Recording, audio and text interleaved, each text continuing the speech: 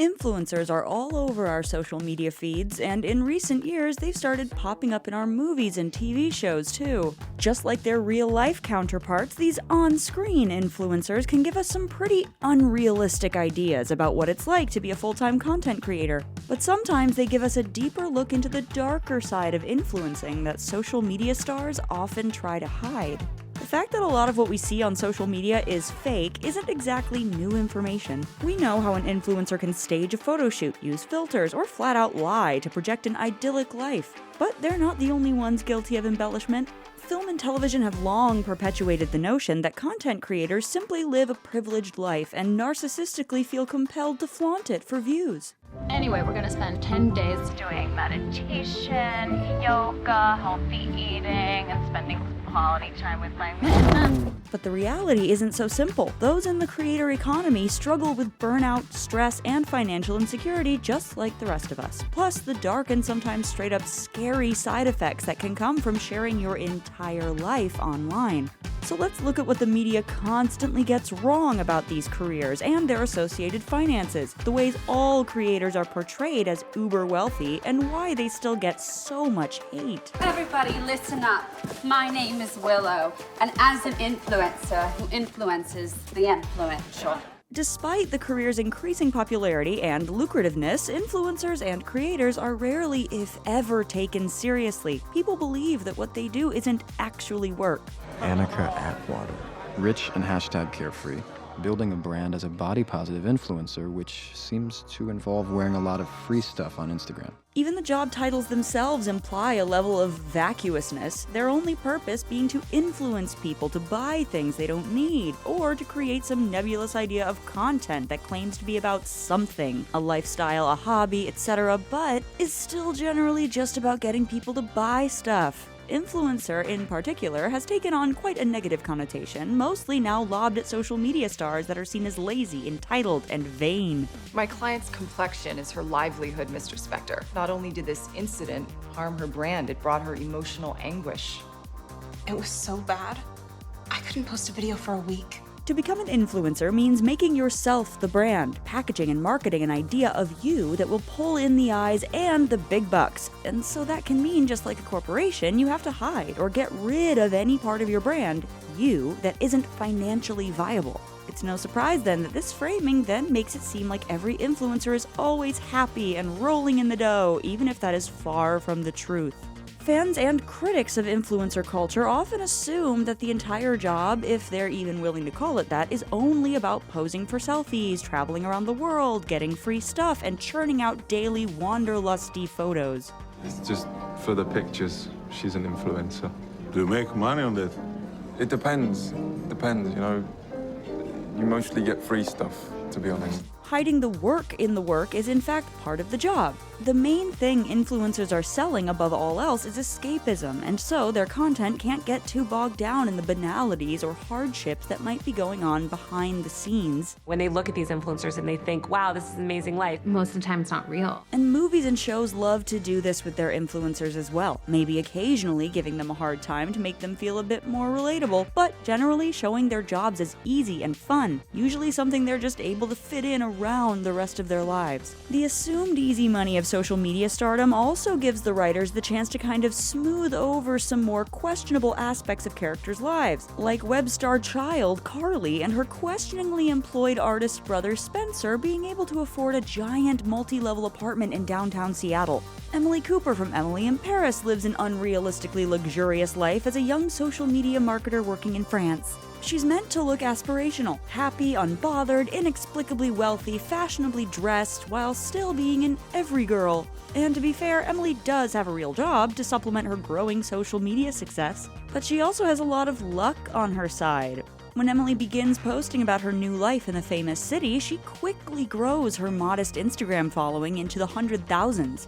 And she seemingly wasn't even trying. She's just documenting this experience. Ask any influencer if building their viewership was this effortless, and they're bound to say no. You could be more successful as an influencer. Again, I'm I'm not an influencer. This portrayal of just tripping into accidental social media fame might be unrealistic, especially in today's competitive market, but it is still the dream for many. But her story also gets at something that is often left out of the conversation around influencers and their success, the fact that many of them already had access to wealth before they got famous. Emily didn't have to wait around for a brand trip to see Paris or a PR package to get her hands on the latest designer duds. She could apparently already afford it all on her own.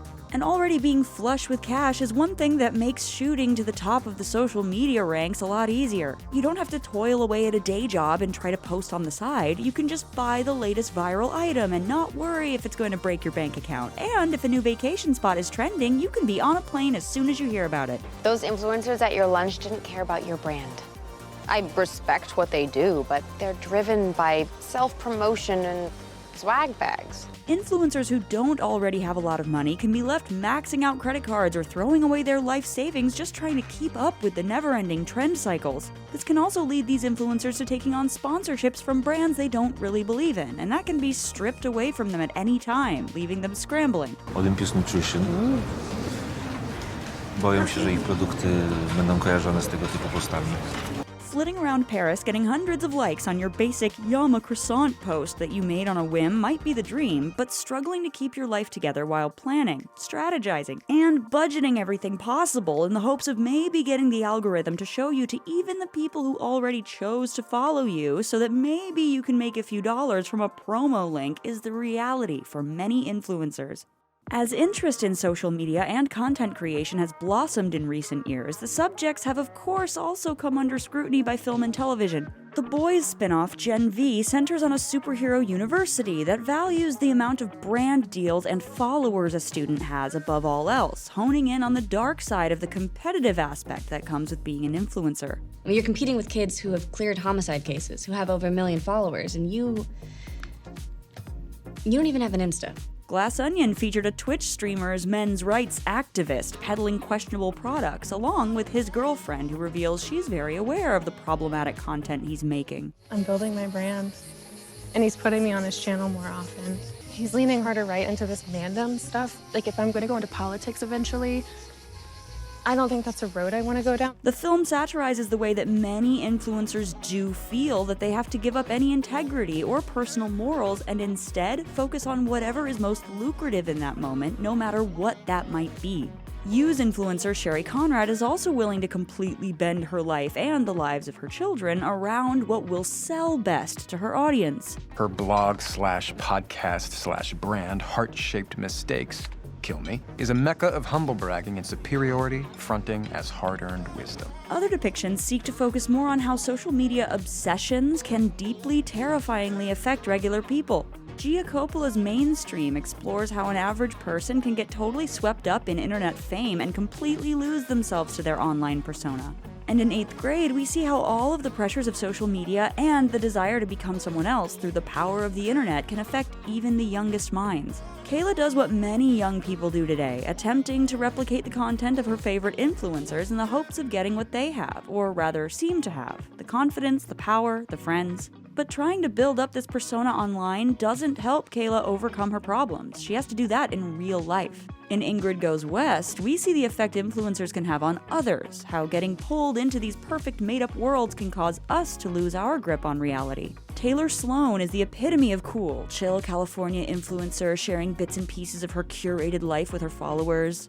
Ingrid, a lonely young woman with a history of obsessive behavior, becomes latched on to Taylor's vision of an idyllic, serene, and popular life and begins to mold her own life to try to match it.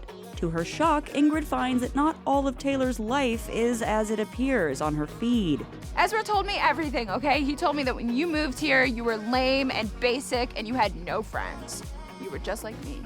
The film explores how some people will give up everything, safety, savings, sanity, in the quest for online stardom. And darkly, the way that sometimes that level of depravity is what can lead to success. I know there's something wrong with me, but I don't know how to fix it. Contrary to our cultural perception of content creators and influencers, they don't all lead a privileged life. Not everyone spends their time jet-setting around the world to promote beauty and wellness products or attend exclusive lavish events. A podcast takes a lot of work. okay?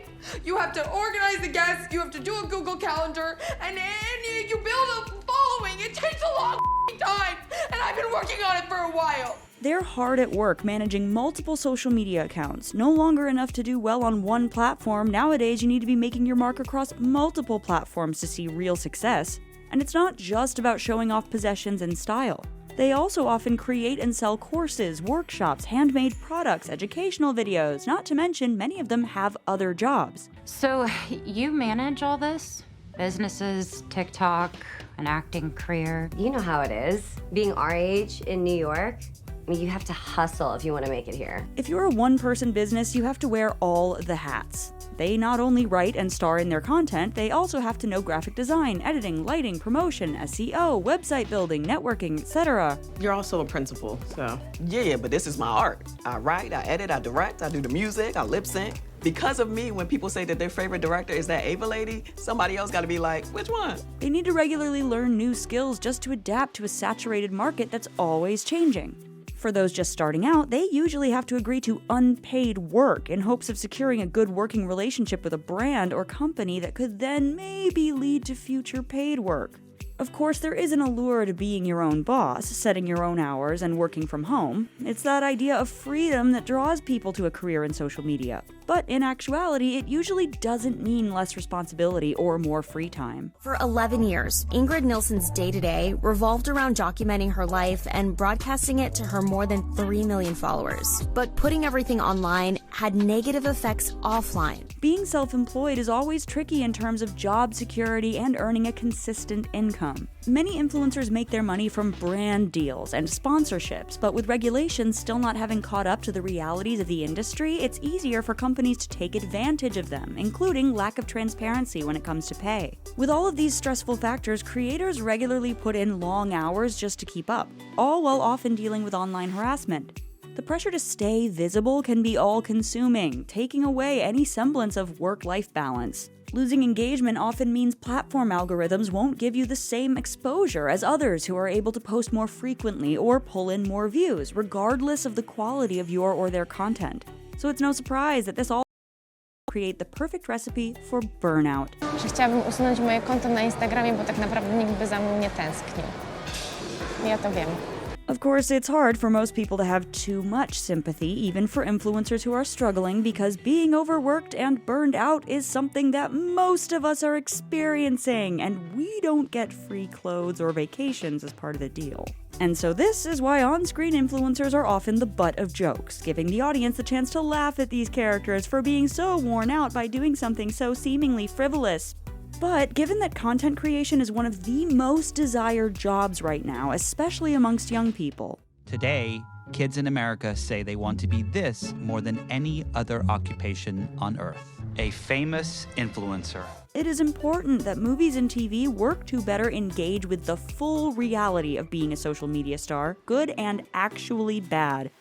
Becoming a full-time content creator, influencer, podcaster, or social media celebrity requires more hard work than people realize. But those interested in these avenues of self-employment shouldn't be completely dissuaded. Being a creator as a side hustle or even being a micro-influencer is attainable. These days, people want authenticity, meaning it's not necessary to put a ton of money into presenting an unrealistic lifestyle. And there are also plenty of people that have found ways to use online influence for good, like doctors, lawyers, and teachers who aim to use their platforms to educate people and spread knowledge. For better or worse, social media is a part of our lives now. So instead of letting ourselves get swept away by dreamy depictions on the big or smaller screens, we should focus on how we can use this historic level of interconnectedness to make the world a better place. That's the take. Click here to watch a video we think you'll love, or here to check out a whole playlist of awesome content. Don't forget to subscribe and turn on notifications. And make sure to subscribe to our Patreon for exclusive new videos.